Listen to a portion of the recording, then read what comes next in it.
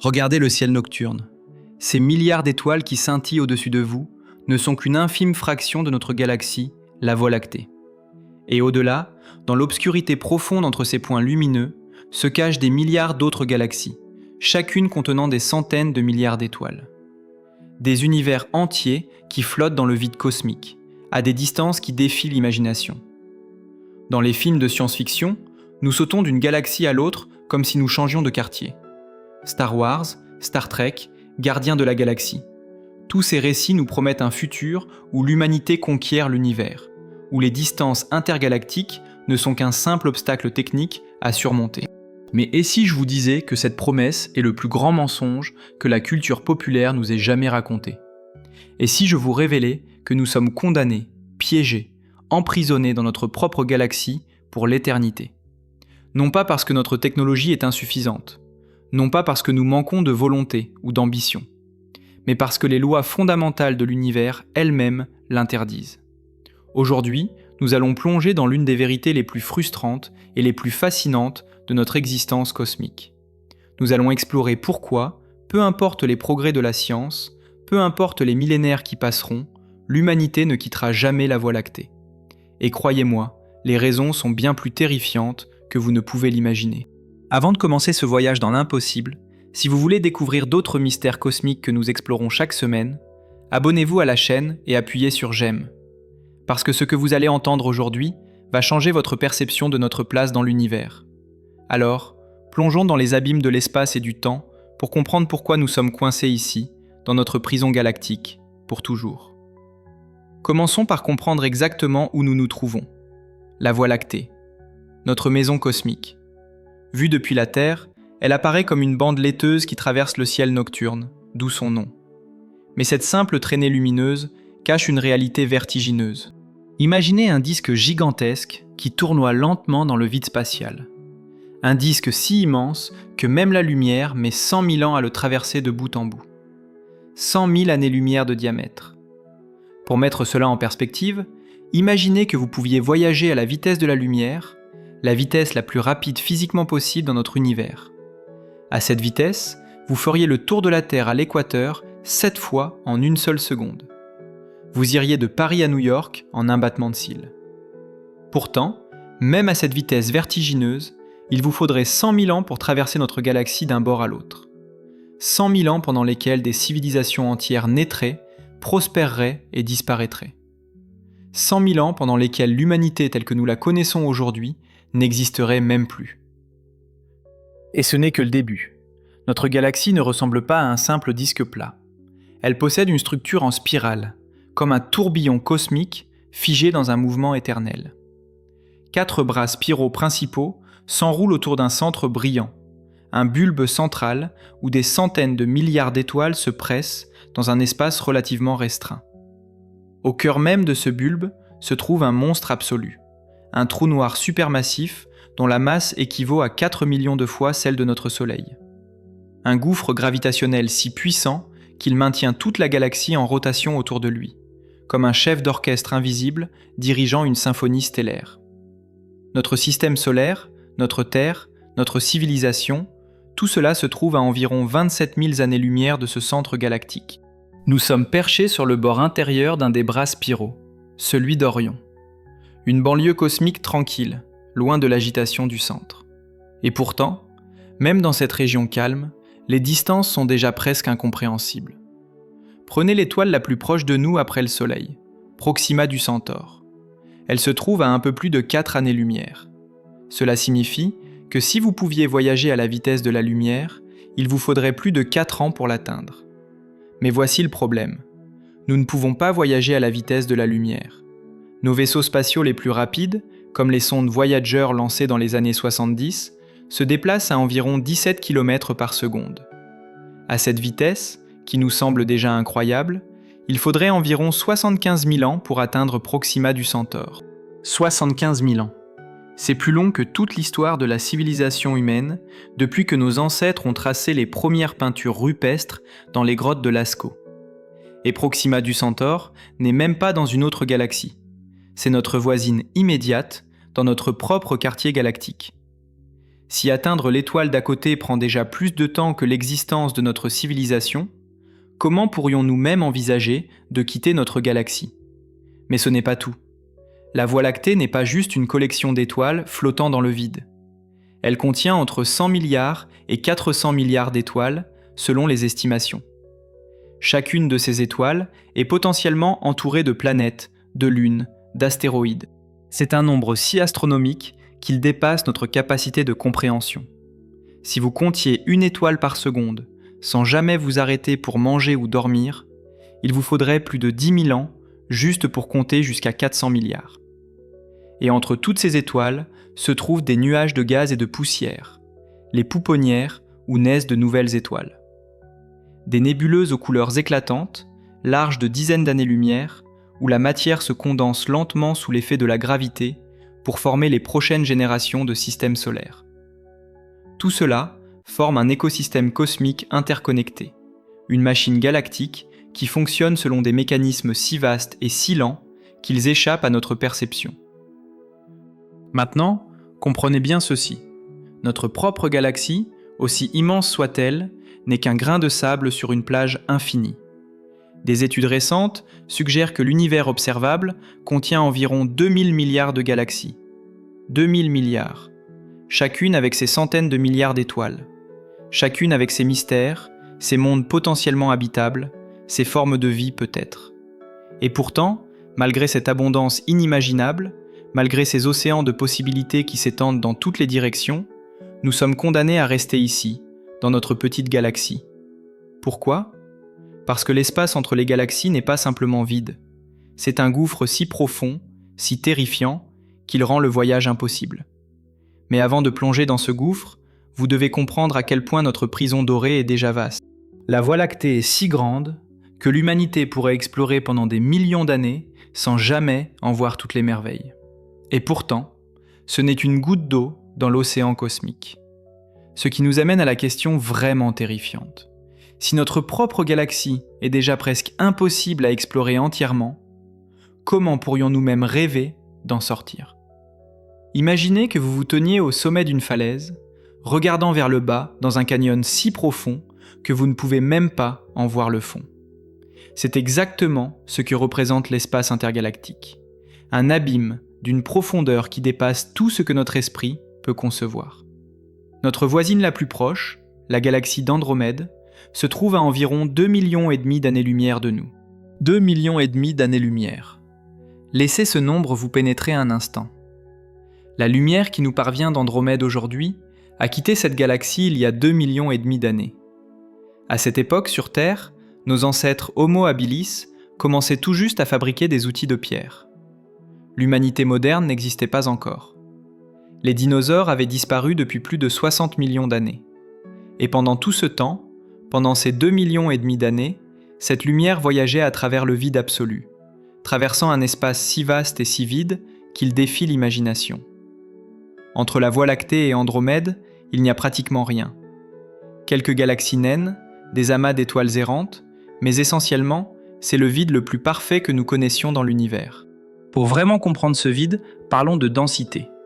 Dans l'espace interstellaire, celui qui existe entre les étoiles à l'intérieur de notre galaxie, on trouve en moyenne environ 1 atome par centimètre cube.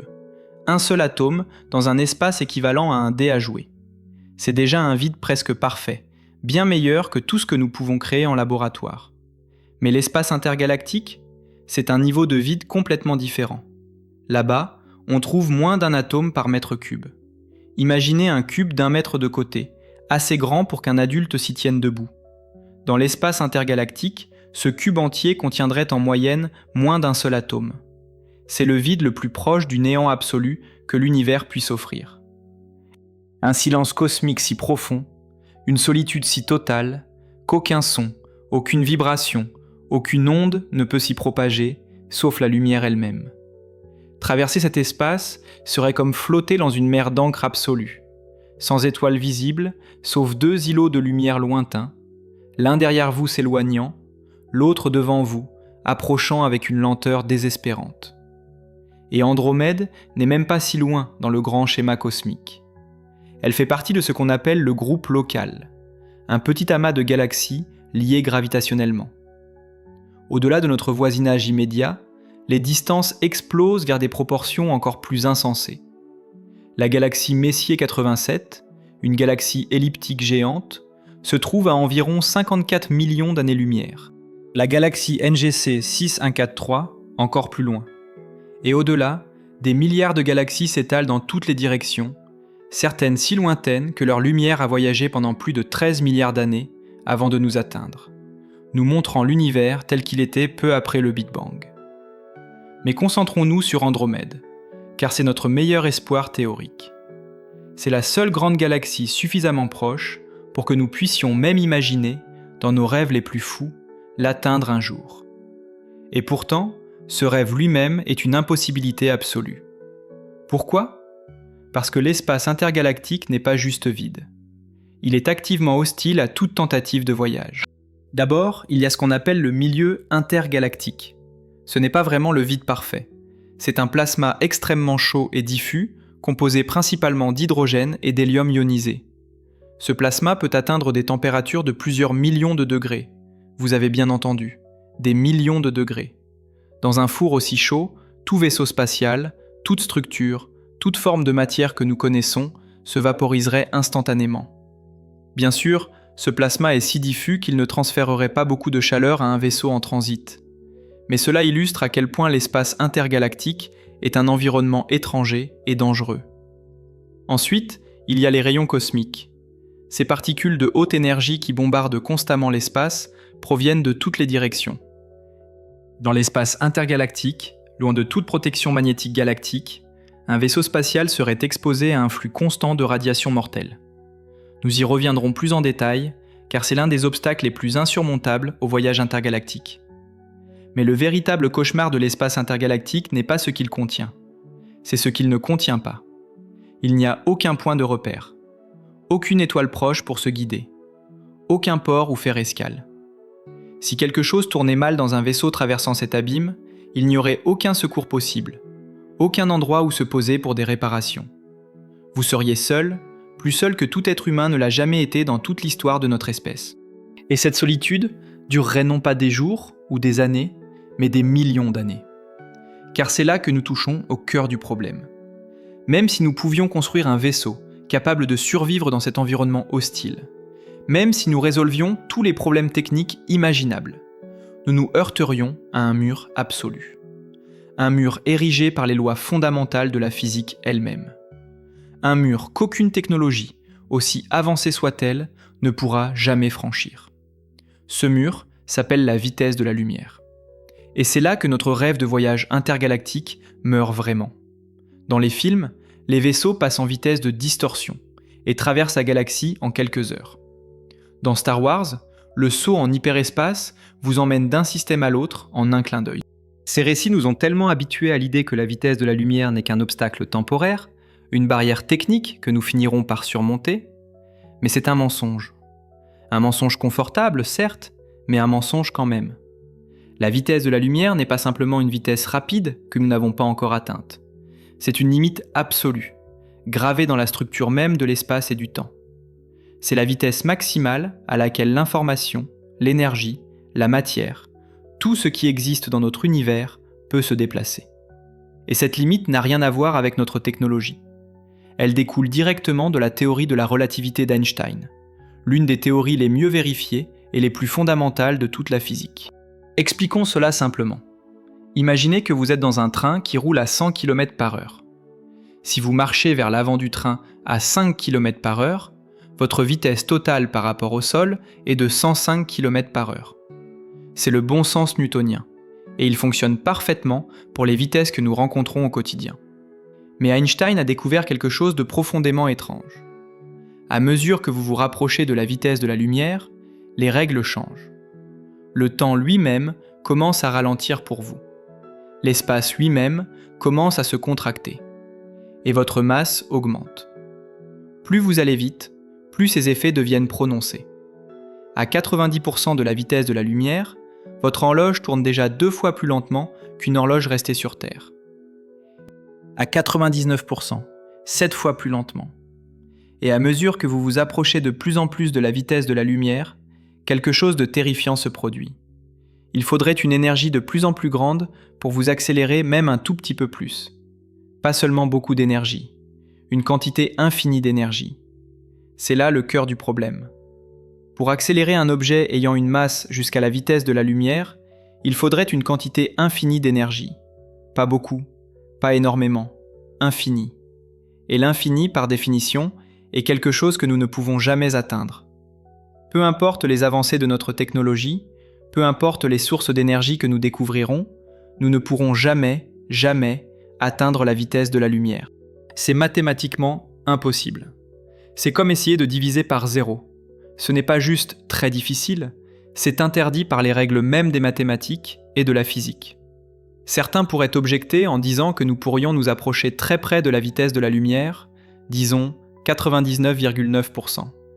Et techniquement, c'est vrai. Mais même à cette vitesse incroyable, traverser les 2,5 millions d'années-lumière jusqu'à Andromède prendrait encore 2,5 millions d'années depuis le point de vue de quelqu'un resté sur Terre. Pour l'équipage du vaisseau, grâce à la dilatation du temps, le voyage pourrait sembler plus court, peut-être quelques milliers d'années seulement. Mais c'est encore bien au-delà de toute durée de vie humaine, même en imaginant les technologies les plus avancées de prolongation de la vie. Et nous n'avons même pas encore parlé de la décélération. Si vous accélérez jusqu'à une vitesse proche de celle de la lumière, vous devrez aussi ralentir en arrivant. Sinon, vous traverserez Andromède à une vitesse si élevée que vous n'aurez même pas le temps de cligner des yeux avant d'être de nouveau dans l'espace intergalactique de l'autre côté. Donc, en réalité, vous devez accélérer pendant la première moitié du voyage, puis décélérer pendant la seconde moitié. Ce qui signifie que vous devez transporter le carburant ou l'énergie nécessaire non seulement pour l'accélération, mais aussi pour la décélération. Et ce carburant lui-même a une masse qui doit également être accélérée, ce qui nécessite encore plus de carburant. C'est ce qu'on appelle l'équation de la fusée de Tsiolkovsky, et elle transforme même les voyages les plus simples en cauchemars logistiques. Pour un voyage intergalactique, les chiffres deviennent si absurdes qu'ils ne méritent même pas d'être calculés. Mais attendez, la situation empire encore, parce que nous n'avons pas encore parlé de ce qui se passerait vraiment si vous voyagiez à une fraction significative de la vitesse de la lumière. L'espace n'est pas vraiment vide, même dans les régions les plus désolées. Il contient des atomes, des molécules, des grains de poussière microscopiques. À des vitesses normales, ces particules sont inoffensives. Mais à une fraction de la vitesse de la lumière, chaque atome devient un projectile mortel. Imaginez une goutte d'eau frappant votre pare-brise pendant que vous roulez sur l'autoroute. Maintenant, multipliez cette vitesse par 1000, par 10 000, par 1 million. À 99% de la vitesse de la lumière, même un simple atome d'hydrogène frappe votre vaisseau avec l'énergie d'une bombe. La surface de votre vaisseau serait constamment bombardée par l'équivalent d'explosions nucléaires miniatures. Aucun matériau connu, aucun bouclier imaginable ne pourrait résister à cela. Votre vaisseau serait vaporisé en quelques secondes. Certains pourraient suggérer d'utiliser un champ magnétique puissant pour dévier ces particules. Mais les champs magnétiques nécessaires seraient si intenses qu'ils créeraient leurs propres problèmes catastrophiques. Et ils ne fonctionneraient que pour les particules chargées, pas pour les photons de haute énergie ou les particules neutres. Non, la vérité est simple et brutale. La vitesse de la lumière n'est pas juste une limite de vitesse. C'est une barrière absolue qui rend le voyage intergalactique fondamentalement impossible, peu importe notre niveau technologique. C'est comme essayer de construire une échelle jusqu'à la Lune. Peu importe la qualité de vos outils ou de vos matériaux, la tâche elle-même est absurde. Mais peut-être que l'impossibilité de la vitesse de la lumière n'est que le début. Peut-être que même si nous pouvions d'une manière ou d'une autre contourner cette limite, nous nous heurterions à un obstacle encore plus insurmontable. Un obstacle qui rend le voyage intergalactique non seulement difficile ou dangereux, mais absolument, définitivement impossible. Parlons d'énergie. Même si nous ignorions temporairement la limite de vitesse de la lumière, même si nous imaginions une technologie miracle qui nous permettrait de voyager à une fraction significative de cette vitesse, nous nous heurterions immédiatement à un problème qui, à lui seul, rend le voyage intergalactique impossible. L'énergie. La quantité d'énergie nécessaire pour un tel voyage est si colossale, si obscènement gigantesque, qu'elle dépasse tout ce que notre civilisation pourra jamais produire. Faisons quelques calculs simples pour comprendre l'ampleur du problème. Prenons un vaisseau spatial modeste, de la taille d'un Boeing 747. Un gros avion, certes, mais pas un vaisseau-mère de science-fiction. Sa masse complète, avec le carburant, est d'environ 400 000 kg. Maintenant, calculons l'énergie nécessaire pour accélérer ce vaisseau à seulement 10% de la vitesse de la lumière. Pas 99%, pas 50%, juste 10%. Une vitesse encore ridiculement lente pour un voyage intergalactique. L'énergie cinétique nécessaire ? Environ 9 fois 10 puissance 20 joules. C'est un 9 suivi de 20 zéros. Pour mettre cela en perspective, c'est environ 20 fois la consommation énergétique totale de l'humanité pendant une année entière. Toutes les centrales électriques, toutes les voitures, tous les appareils électroniques, toute l'énergie que notre civilisation utilise en un an, multipliée par 20. Juste pour accélérer un seul vaisseau spatial de taille moyenne à 10% de la vitesse de la lumière. Et rappelez-vous, ce n'est que l'accélération. Vous devez aussi décélérer en arrivant, donc doubler ce chiffre. 40 fois la production énergétique annuelle de toute la civilisation humaine. Pour un seul voyage, pour un seul vaisseau. À une vitesse qui prendrait encore 25 millions d'années pour atteindre Andromède. Vous commencez à voir le problème ? Mais attendez, cela devient pire, beaucoup pire. Parce que nous n'avons pas encore parlé de la source de cette énergie. D'où viendrait-elle ? Actuellement, notre source d'énergie la plus efficace est la fission nucléaire, qui convertit environ 0,1% de la masse en énergie. C'est déjà extraordinairement efficace comparé à la combustion chimique, qui ne convertit qu'une fraction infinitésimale de la masse en énergie. Mais pour un voyage intergalactique, même la fission nucléaire est pathétiquement inefficace. La fusion nucléaire, le processus qui alimente le Soleil, est un peu mieux, convertissant environ 0,7% de la masse en énergie. Mais même avec la fusion, vous auriez besoin de transporter des dizaines de millions de tonnes de carburant juste pour accélérer ce modeste vaisseau spatial. Des dizaines de millions de tonnes. Le vaisseau lui-même ne pèse que quelques centaines de tonnes. Vous comprenez l'absurdité ? Vous devriez transporter 10 000 fois plus de carburant que la masse du vaisseau. C'est comme essayer de traverser l'océan Atlantique dans un bateau qui transporte 10 000 fois son propre poids en essence. Peut-être que nous pourrions utiliser la matière et l'antimatière. C'est la source d'énergie la plus efficace théoriquement possible, convertissant 100% de la masse en énergie.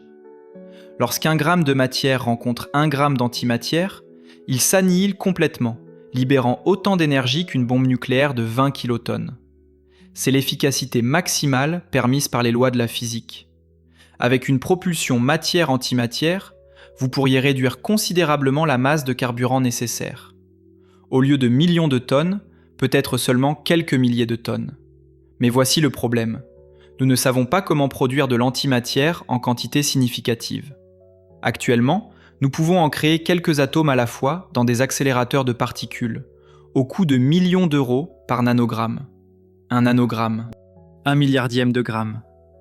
Pour produire les milliers de tonnes d'antimatière nécessaires à un voyage intergalactique, nous aurions besoin d'une quantité d'énergie des milliers de fois supérieure à celle que le voyage lui-même consommerait. C'est comme essayer de remplir une piscine en transportant l'eau avec une cuillère à café depuis un océan situé à 1000 km de distance. Et nous n'avons même pas encore abordé le problème du stockage. L'antimatière ne peut pas toucher la matière normale, sinon elle explose. Donc, vous devez la maintenir en suspension dans un champ magnétique parfait, dans un vide parfait, à une température proche du zéro absolu, pendant des millions d'années. Un seul défaut du système de confinement, une seule panne de courant, et toute votre réserve d'antimatière explose avec la force de millions de bombes thermonucléaires. Votre vaisseau ne serait pas détruit, il serait vaporisé au niveau atomique, transformé en un nuage de plasma incandescent en expansion. Mais supposons, juste pour l'argument, que nous résolvions tous ces problèmes. Supposons que nous trouvions un moyen de produire de l'antimatière à bas coût, de la stocker en toute sécurité et de l'utiliser comme carburant. Nous pourrions alors construire un vaisseau capable d'atteindre 10% de la vitesse de la lumière. Ce voyage jusqu'à Andromède prendrait toujours 25 millions d'années. 25 millions d'années. À cette échelle de temps, l'humanité telle que nous la connaissons n'existerait probablement plus. notre civilisation se serait transformée en quelque chose d'entièrement différent, ou elle aurait disparu. Les continents terrestres auraient dérivé vers de nouvelles positions. Des espèces entières auraient évolué et disparu. Voulez-vous aller plus vite ? Disons 50% de la vitesse de la lumière ? Les besoins énergétiques explosent. À cette vitesse, l'énergie nécessaire n'est plus 20 fois la production annuelle de l'humanité, c'est des centaines de fois, des milliers de fois. Les mathématiques deviennent exponentiellement pires à mesure que vous vous approchez de la vitesse de la lumière. À 90% de la vitesse de la lumière, vous auriez besoin de plus d'énergie que ce que le Soleil produit en une année entière. Le Soleil entier. Une étoile qui brûle depuis 4,5 milliards d'années et qui continuera pendant encore 5 milliards d'années. Vous devriez capter toute sa production énergétique pendant 1 an complet, juste pour accélérer un seul vaisseau. Et même avec toute cette énergie inimaginable, le voyage prendrait encore des millions d'années depuis le point de vue de quelqu'un sur Terre. C'est là que vous réalisez la vérité brutale. Peu importe combien d'énergie nous avons, peu importe les sources que nous découvrons, les étoiles elles-mêmes ne produisent pas assez d'énergie pour rendre le voyage intergalactique pratique. L'univers a mis en place un système de sécurité, une limite d'énergie si élevée qu'elle garantit que les civilisations restent confinées dans leur galaxie d'origine. Mais peut-être que l'énergie n'est qu'un de nos problèmes. Peut-être que même si nous trouvions d'une manière ou d'une autre toute cette énergie, nous nous heurterions à un obstacle encore plus fondamental. Un obstacle qui tue littéralement. Parlons de la radiation. Parlons de l'enfer invisible qui attend quiconque oserait s'aventurer dans l'espace intergalactique. Un enfer qui transformerait votre corps en un champ de bataille cellulaire, détruisant votre ADN, démolissant vos cellules, vous tuant lentement et douloureusement au fil des années. Bienvenue dans le monde terrifiant des rayons cosmiques galactiques. L'espace n'est pas vide. Même dans les régions les plus désolées entre les galaxies, l'espace est rempli de particules invisibles qui voyagent à presque la vitesse de la lumière. Ces particules s'appellent les rayons cosmiques galactiques. Ce sont des noyaux atomiques, principalement de l'hydrogène et de l'hélium, mais aussi des atomes plus lourds, comme le carbone, l'azote et même du fer. Ces particules ont été accélérées à des vitesses vertigineuses par les événements les plus violents de l'univers. Des explosions de supernovae, des trous noirs dévorant des étoiles, des galaxies entrant en collision. Elles parcourent l'espace pendant des millions, voire des milliards d'années, bombardant tout sur leur passage avec une énergie dévastatrice. Sur Terre, nous sommes protégés de ces rayons cosmiques par 2 boucliers extraordinaires. D'abord, le champ magnétique terrestre, qui dévie la plupart des particules chargées. Ensuite, notre atmosphère, qui absorbe celles qui passent quand même. Mais dans l'espace intergalactique, il n'y a ni champ magnétique protecteur, ni atmosphère. Vous seriez complètement exposé, nu, face à ce bombardement constant et mortel. Quel est l'effet de cette radiation sur le corps humain ? Imaginez vos cellules comme de petites usines complexes. Chacune contient votre ADN, le manuel d'instruction qui dit à la cellule quoi faire. Les rayons cosmiques sont comme des balles de fusil microscopiques qui traversent ces usines en détruisant tout sur leur passage. Lorsqu'un rayon cosmique frappe une cellule, il peut briser directement les brins d'ADN. Imaginez déchirer au hasard des pages dans un manuel d'instruction. Parfois, la cellule peut réparer les dégâts, mais parfois, la réparation échoue. La cellule meurt. Ou pire, elle survit, mais avec des mutations. Et certaines de ces mutations peuvent transformer une cellule normale en cellule cancéreuse. C'est comme jouer à la roulette russe au niveau cellulaire des millions de fois par jour. Un astronaute sur la Station spatiale internationale, qui orbite encore à l'intérieur de la protection magnétique partielle de la Terre, reçoit environ 50 fois plus de radiation qu'une personne sur Terre. C'est déjà suffisant pour augmenter significativement leur risque de cancer à long terme. Les astronautes qui passent 6 mois sur l'ISS reçoivent autant de radiation qu'une personne moyenne recevrait en plusieurs années sur Terre. Maintenant, imaginez un voyage intergalactique. Non pas 6 mois, mais des millions d'années. L'exposition serait littéralement des milliards de fois plus élevée. Votre ADN serait déchiqueté, vos cellules mourraient en masse, votre système immunitaire s'effondrerait. Vous développeriez des cancers dans pratiquement tous vos organes. Votre cerveau lui-même serait endommagé, les rayons cosmiques détruisant les neurones et créant des troubles cognitifs permanents. Des études sur des animaux exposés à des rayons cosmiques simulés ont montré des problèmes de mémoire, d'apprentissage, de prise de décision. C'est comme si votre cerveau vieillissait de décennies en quelques années. Et ce n'est pas tout. Les rayons cosmiques créent également ce qu'on appelle des particules secondaires. Lorsqu'un rayon cosmique frappe la coque de votre vaisseau spatial, ou même les tissus de votre propre corps, il peut créer une douche de particules secondaires. Des neutrons, des protons, des particules encore plus exotiques. Ces particules secondaires peuvent être encore plus dangereuses que le rayon cosmique original, car elles se propagent dans toutes les directions, augmentant la zone de dégâts. Peut-être que nous pourrions nous protéger avec un blindage. Après tout, nous utilisons du plomb pour bloquer les rayons X dans les hôpitaux. Mais les rayons cosmiques sont incomparablement plus énergétiques que les rayons X. Un mur de plomb qui arrêterait efficacement les rayons cosmiques devrait avoir plusieurs mètres d'épaisseur. Plusieurs mètres de métal solide entourant complètement votre vaisseau. Imaginez la masse d'un tel blindage, des millions de tonnes. Vous devriez accélérer tout ce poids à une fraction de la vitesse de la lumière, ce qui nécessiterait des quantités d'énergie encore plus astronomiques que celles dont nous avons déjà parlé. Et même avec ce blindage massif, vous ne seriez pas complètement protégé. Certains rayons cosmiques sont si énergétiques qu'ils traverseraient le blindage comme s'ils n'étaient pas là. Et rappelez-vous les particules secondaires. Un blindage épais crée en fait plus de particules secondaires, transformant chaque impact en une mini-explosion de radiation à l'intérieur du vaisseau. Les physiciens appellent cela un problème de cascade. Plus vous ajoutez de blindage, plus vous créez de particules secondaires, jusqu'à un point où ajouter plus de blindage rend la situation pire, pas meilleure. Qu'en est-il d'un champ magnétique artificiel ? Nous pourrions créer notre propre magnétosphère autour du vaisseau, imitant la protection que la Terre nous offre. C'est une idée intéressante, et certains scientifiques l'étudient sérieusement. Mais les défis sont énormes. Un champ magnétique assez fort pour dévier efficacement les rayons cosmiques nécessiterait des aimants supraconducteurs massifs, consommant d'énormes quantités d'énergie en permanence, pendant des millions d'années, sans interruption. Une seule panne, et tout l'équipage serait frit par une dose mortelle de radiation en quelques heures.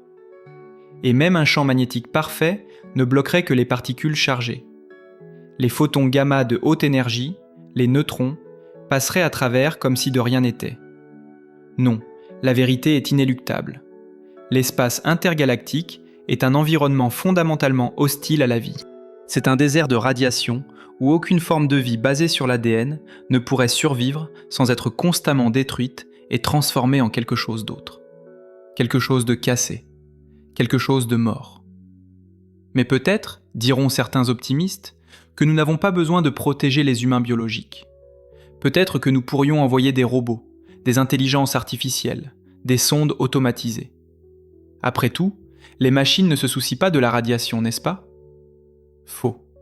Les rayons cosmiques détruisent aussi l'électronique. Ils créent ce qu'on appelle des événements de basculement de bits, où un seul bit dans la mémoire d'un ordinateur change de 0 à 1 ou vice-versa. Cela peut sembler insignifiant, mais imaginez qu'un bit critique dans le système de navigation change. Soudain, votre sonde pense qu'elle va dans la mauvaise direction. Elle corrige sa trajectoire. Maintenant, elle est vraiment dans la mauvaise direction. Elle continue à corriger, consumant du carburant précieux, se perdant de plus en plus. Finalement, elle dérive dans l'espace intergalactique pour l'éternité, un monument à l'hubris humain. Les ingénieurs appellent cela la corruption des données induite par la radiation, et c'est un problème majeur même pour les satellites en orbite terrestre. Dans l'espace intergalactique, sans protection magnétique, ce serait catastrophique. À moins que nous ne concevions des systèmes informatiques avec une redondance massive, vérifiant constamment chaque bit, corrigeant les erreurs en temps réel. Ce qui nécessite encore plus d'énergie, encore plus de masse, encore plus de complexité. Vous voyez le schéma qui émerge ? Chaque problème que nous essayons de résoudre crée 10 nouveaux problèmes. Chaque solution nécessite plus d'énergie, plus de masse, plus de complexité. C'est un jeu où vous ne pouvez pas gagner, où les règles elles-mêmes sont conçues pour vous empêcher de gagner. L'univers a établi des barrières si hautes, si multiples, si interconnectées, qu'elles garantissent que le voyage intergalactique reste dans le domaine de l'impossible. Et nous n'avons même pas encore parlé de la solution magique que tout le monde propose quand on discute de ces problèmes. La technologie futuriste, les moteurs à distorsion, les trous de verre, les raccourcis à travers l'espace-temps lui-même.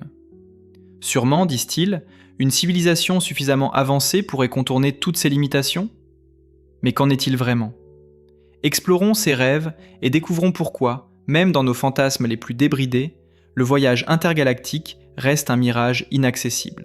Scénario YouTube, pourquoi nous ne quitterons jamais la Voie lactée, partie 2. Ah, les moteurs à distorsion. Le rêve ultime de tout fan de science-fiction. L'idée est séduisante dans sa simplicité. Pourquoi essayer de voyager plus vite que la lumière quand on peut plier l'espace lui-même ? Imaginez que l'espace-temps soit comme une feuille de caoutchouc. Au lieu de ramper lentement sur la surface, vous contractez l'espace devant vous et vous l'étendez derrière vous, créant une bulle qui surfe sur une vague d'espace-temps déformée. À l'intérieur de cette bulle, vous ne bougez pas vraiment. C'est l'espace autour de vous qui bouge. Brillant, non ? Le physicien Miguel Alcubierre a même proposé une solution mathématique à ce problème en 1994. Les équations de la relativité générale permettent effectivement ce genre de manipulation de l'espace-temps. Sur le papier, c'est possible. Mais voici où le rêve s'écroule. Pour créer cette distorsion de l'espace, vous auriez besoin d'énergie négative. Pas simplement beaucoup d'énergie, de l'énergie négative. Une forme d'énergie qui, pour autant que nous le sachions, n'existe pas dans la nature en quantité macroscopique. Qu'est-ce que l'énergie négative ? C'est un concept théorique où l'énergie a une valeur inférieure à zéro, le vide absolu. C'est comme avoir une température en dessous du zéro absolu, quelque chose qui viole nos compréhensions fondamentales de la thermodynamique. Il existe quelques exemples d'énergie négative à l'échelle quantique. L'effet Casimir, par exemple, crée une minuscule pression négative entre deux plaques métalliques placées extrêmement près l'une de l'autre dans le vide.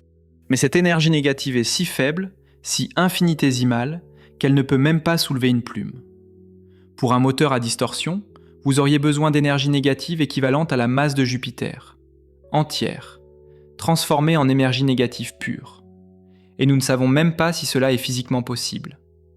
C'est comme dire que vous pouvez voler si vous battez des ailes assez fort. Techniquement, les équations de l'aérodynamique le permettent. Pratiquement, la biologie humaine l'interdit absolument. Mais supposons, juste pour l'argument, que nous découvrions un moyen de créer de l'énergie négative en quantité massive. Le moteur à distorsion présente d'autres problèmes catastrophiques. D'abord, vous ne pourriez pas contrôler ou communiquer avec la bulle de distorsion de l'intérieur. Une fois lancée, elle continuerait indéfiniment jusqu'à ce qu'elle percute quelque chose. Ensuite, il y a le problème de la radiation Hawking. Toute manipulation extrême de l'espace-temps crée de la radiation, et les calculs suggèrent que l'intérieur d'une bulle de distorsion serait rempli de radiation mortelle, vaporisant instantanément tout ce qui s'y trouve. Et puis, il y a le problème de la destination. Lorsque vous arrivez et que vous désactivez la bulle, toute l'énergie accumulée pendant le voyage serait libérée d'un coup, créant une explosion qui détruirait probablement le système stellaire entier que vous essayez d'atteindre. C'est l'équivalent cosmique d'arriver chez quelqu'un et de faire exploser sa maison en guise de salutation. Très bien, le moteur à distorsion est probablement impossible. Qu'en est-il des trous de verre ? Ces tunnels hypothétiques à travers l'espace-temps qui connecteraient deux points distants de l'univers, permettant un voyage presque instantané. C'est une autre solution favorite de la science-fiction. Et comme les moteurs à distorsion, les équations de la relativité générale les permettent théoriquement. Mais voici la réalité. D'abord, nous n'avons aucune preuve que les trous de verre existent naturellement. Aucune. Zéro. Nous ne les avons jamais observés. Ensuite, même s'ils existaient, ils seraient probablement microscopiques et existeraient pendant une fraction de seconde avant de s'effondrer. Pour maintenir un trou de verre ouvert assez longtemps pour qu'un vaisseau spatial le traverse, vous auriez besoin, devinez quoi, d'énergie négative. Encore. Des quantités massives. Et même si vous pouviez stabiliser un trou de verre, les marées gravitationnelles à l'intérieur déchireraient probablement tout vaisseau en morceaux. C'est ce qu'on appelle la spaghettification, un terme technique réel que les physiciens utilisent. Votre vaisseau serait étiré comme un spaghetti, puis déchiqueté en atomes individuels. Et puis il y a le petit problème de créer un trou de verre en premier lieu. Même si vous aviez toute l'énergie négative nécessaire, vous devriez manipuler l'espace-temps à une échelle si fondamentale que cela nécessiterait une compréhension de la gravité quantique que nous n'avons tout simplement pas. Nous ne savons même pas comment la gravité fonctionne à l'échelle quantique. La relativité générale et la mécanique quantique, nos deux théories les plus fondamentales, sont incompatibles l'une avec l'autre à ces échelles. Essayer de créer un trou de verre avec notre compréhension actuelle de la physique serait comme essayer de construire un ordinateur quantique avec des outils de l'âge de pierre. Les concepts mêmes que vous devez maîtriser sont au-delà de votre vocabulaire intellectuel. Certains physiciens ont suggéré que les civilisations très avancées, de type 3 sur l'échelle de Kardashev, pourraient avoir la technologie nécessaire. Mais une civilisation de type 3 exploiterait l'énergie de galaxies entières. Nous sommes à peine une civilisation de type 0,7. Nous n'exploitons même pas complètement l'énergie de notre propre planète. Peut-être alors que nous devrions abandonner l'idée de contourner les lois de la physique et accepter simplement les limites qu'elles imposent. Peut-être que nous pourrions construire des vaisseaux générationnels, d'énormes arches spatiales où des générations successives d'humains vivraient, mourraient et se reproduiraient pendant le voyage de millions d'années vers une autre galaxie. C'est une idée qui apparaît souvent dans la science-fiction, et au moins, elle ne viole aucune loi de la physique. Mais elle présente ses propres problèmes insurmontables. D'abord, la taille. Pour maintenir une population humaine viable génétiquement pendant des millions d'années, vous auriez besoin de plusieurs milliers de personnes au minimum. Peut-être des dizaines de milliers pour éviter la consanguinité et maintenir la diversité génétique. Ces personnes auraient besoin de nourriture, d'eau, d'air, d'espace pour vivre. Vous parleriez d'une structure de la taille d'une petite ville, flottant dans l'espace. La masse serait colossale, des millions, peut-être des milliards de tonnes. Accélérer une telle structure à une vitesse significative nécessiterait des quantités d'énergie qui font paraître nos calculs précédents modestes. Ensuite, il y a le problème de la maintenance. Sur Terre, nous avons un écosystème qui se régénère naturellement. L'air est filtré par les plantes. L'eau est recyclée par le cycle de l'eau. Les nutriments circulent à travers les chaînes alimentaires. Dans un vaisseau générationnel fermé, vous devriez recréer artificiellement tous ces systèmes et les maintenir fonctionnels pendant des millions d'années. Un seul échec catastrophique, une seule panne du système de recyclage de l'air ou de l'eau, et toute la population mourrait. Il n'y aurait pas de secours possible. Aucun port où s'arrêter pour des réparations. Vous devriez concevoir des systèmes si robustes, si redondants, qu'ils pourraient fonctionner pendant des périodes de temps géologiques sans intervention extérieure. Nous ne pouvons même pas construire un bâtiment qui dure 1000 ans sans maintenance majeure. Et vous voulez construire un vaisseau spatial qui fonctionnera pendant des millions d'années ? C'est de la pure fantaisie. Et puis il y a les problèmes sociaux. Imaginez que vous êtes né dans ce vaisseau. Toute votre vie, vous savez que vous ne verrez jamais la destination. Vos enfants ne la verront pas. Ni les enfants de vos enfants, ni leurs enfants, ni les enfants de leurs enfants. Et ainsi de suite pour des milliers de générations. Vous vivez dans un tube métallique, regardant les mêmes murs, respirant le même air recyclé, mangeant la même nourriture cultivée hydroponiquement, jour après jour, année après année, siècle après siècle. Comment maintenez-vous la motivation ? Comment empêchez-vous la société de sombrer dans le désespoir ou la folie ? Des études psychologiques sur l'isolement prolongé montrent que les humains ont besoin de variété, de nouveauté, de connexion avec la nature. Enfermés dans un vaisseau spatial pendant des générations, les problèmes psychologiques seraient endémiques. La dépression, l'anxiété, peut-être même des psychoses collectives. Et qui dit que les générations futures suivraient même le plan original ? Après des milliers d'années, la mission pourrait être oubliée, transformée en mythe ou activement rejetée par des populations qui décideraient de retourner en arrière ou de dévier vers une autre destination. Il y a aussi le problème génétique. Même avec une population de départ de plusieurs milliers d'individus, sur des millions d'années, vous auriez une dérive génétique significative. Des mutations s'accumuleraient, certaines bénéfiques, d'autres délétères. Sans la pression sélective naturelle d'un environnement changeant, les mutations délétères pourraient s'accumuler plus rapidement qu'elles ne sont éliminées. La population pourrait littéralement dégénérer au fil du temps, devenant moins saine, moins robuste, moins capable de survivre. Et contrairement à l'évolution sur Terre, où les populations peuvent se séparer et se réunir, mélangeant les gènes et maintenant la diversité, votre population de vaisseaux serait complètement isolée. Un seul pool génétique fermé qui se dégrade lentement sur des millions d'années. Vous pourriez arriver à destination avec une population si génétiquement appauvrie qu'elle serait incapable de coloniser le nouveau monde que vous aviez tant travaillé à atteindre. Mais supposons que vous résolviez tous ces problèmes. Supposons que vous construisiez un vaisseau parfait, avec des systèmes parfaits et une société parfaite. Il reste un obstacle final. Un obstacle si fondamental qu'il rend non seulement le voyage intergalactique impossible, mais de plus en plus difficile avec chaque seconde qui passe. Un obstacle que vous ne pouvez pas contourner avec la technologie, que vous ne pouvez pas surmonter avec la volonté, que vous ne pouvez même pas combattre parce qu'il est tissé dans la structure même de l'univers. Cet obstacle s'appelle l'expansion cosmique, et c'est le clou final dans le cercueil de nos rêves intergalactiques. C'est le piège ultime, la prison dont nous ne pouvons jamais nous échapper. L'univers n'est pas statique, il ne l'a jamais été. Depuis le Big Bang, il y a 13 800 millions d'années, l'espace lui-même s'étend. Pas les objets dans l'espace lui-même. Imaginez des points dessinés sur un ballon. Quand vous gonflez le ballon, les points s'éloignent les uns des autres, non pas parce qu'ils bougent sur la surface du ballon, mais parce que la surface elle-même s'étire. C'est exactement ce qui se passe avec les galaxies dans notre univers. L'astronome Edwin Hubble a découvert ce phénomène en 1929, observant que presque toutes les galaxies s'éloignent de nous, et que plus une galaxie est lointaine, plus elle s'éloigne rapidement. Ce n'est pas parce que ces galaxies se déplacent à travers l'espace, c'est parce que l'espace entre nous et elles s'étend. La relation est simple et terrifiante. Pour chaque tranche d'environ 3 millions d'années-lumière de distance, l'espace s'étend d'environ 70 km par seconde. C'est ce qu'on appelle la constante de Hubble.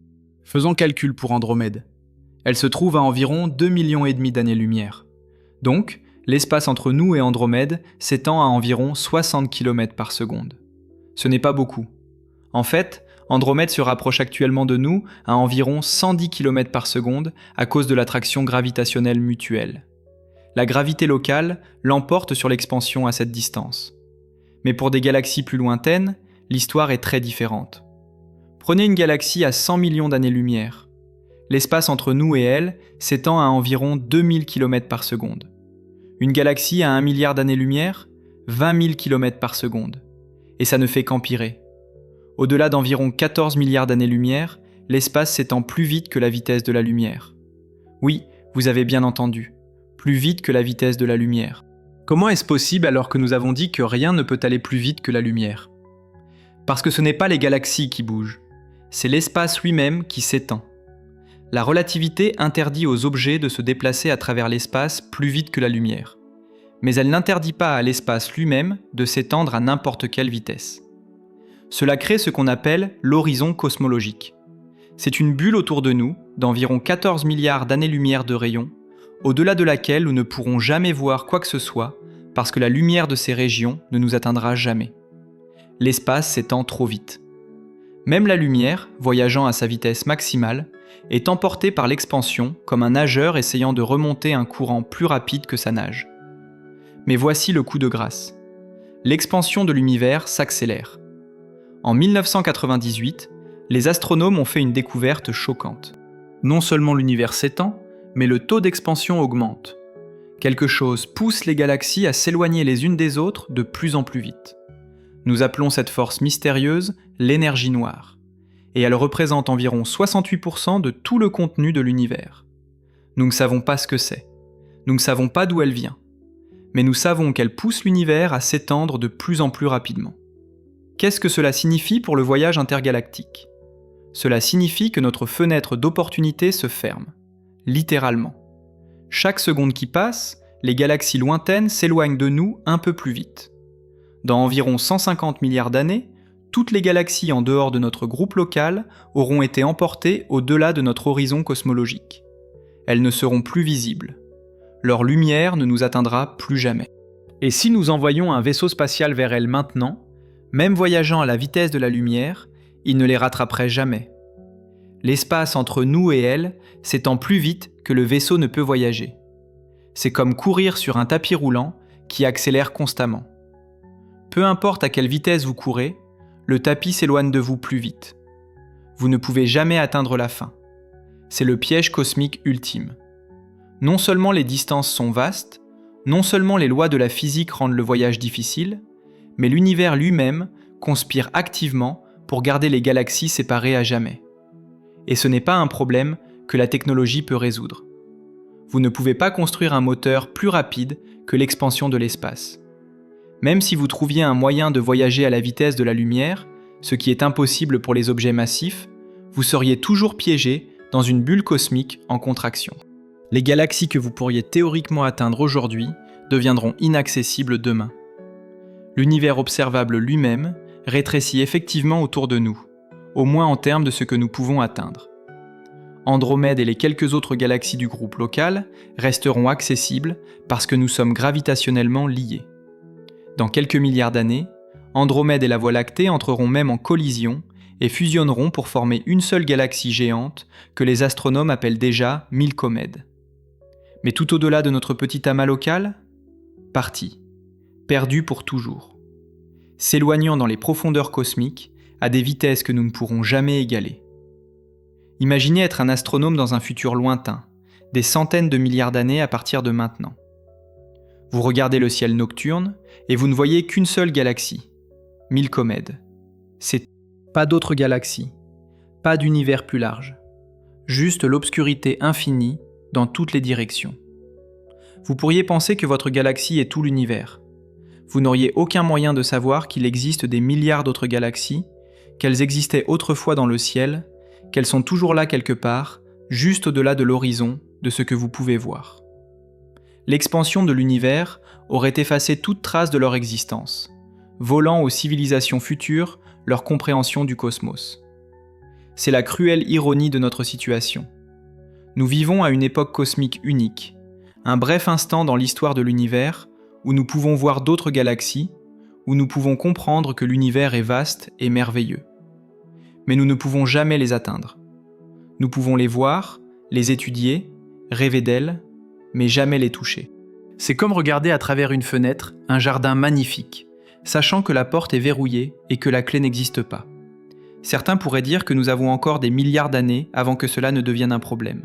C'est vrai. Mais cela ne change pas le fait fondamental que le voyage intergalactique devient plus difficile avec chaque moment qui passe, pas plus facile. La fenêtre se ferme, pas s'ouvrir. Et étant donné tous les autres obstacles que nous avons discutés, les distances, les limitations de vitesse, les besoins énergétiques, la radiation, il est clair que nous ne franchirons jamais cette fenêtre avant qu'elle ne se ferme complètement. L'univers nous a donné un aperçu de son immensité, puis il a tiré le rideau. « Regardez, dit-il, mais ne touchez pas. Rêvez, mais n'atteignez pas. Vous êtes confinés à votre galaxie, à votre petit coin de l'univers, pour toute l'éternité de votre existence en tant qu'espèce. C'est la vérité finale et inéluctable.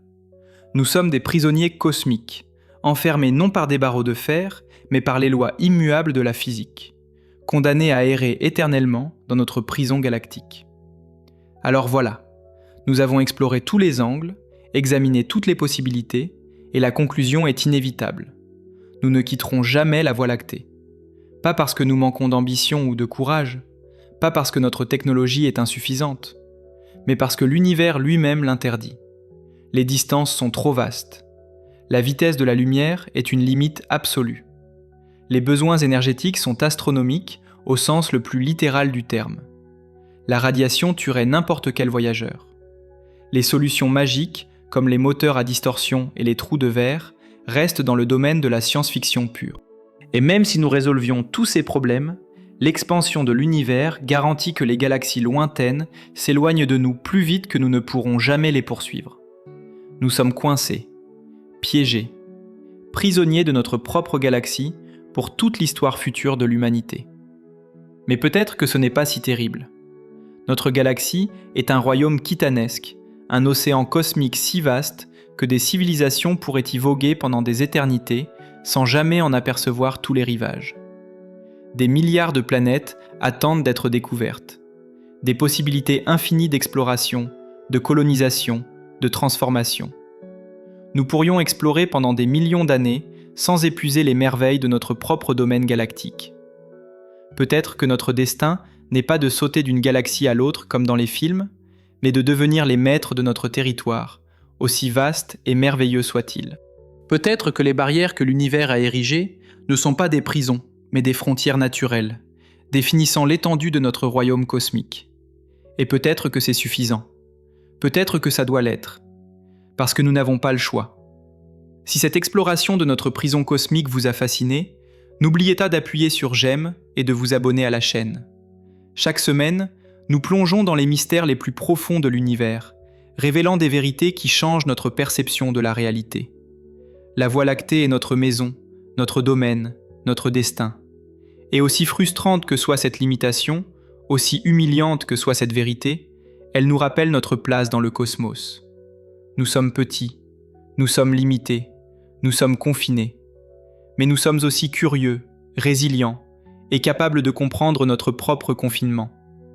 Et peut-être que cette compréhension elle-même est une forme de liberté.